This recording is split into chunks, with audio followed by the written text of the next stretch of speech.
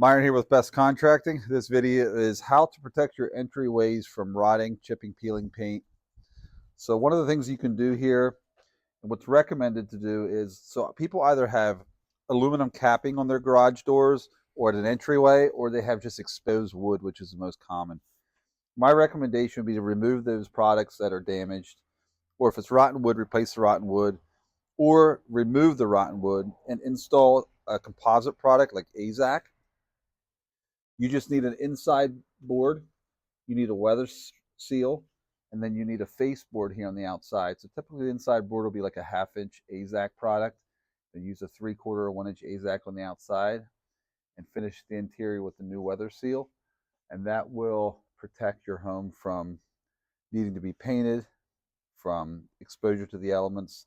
This product cannot rot and it does not need to be painted. So it is a great product for this use. And not only garage doors, you can do entry doors like this, or around window frame trim, or rake fascia, eaves fascia, frieze board.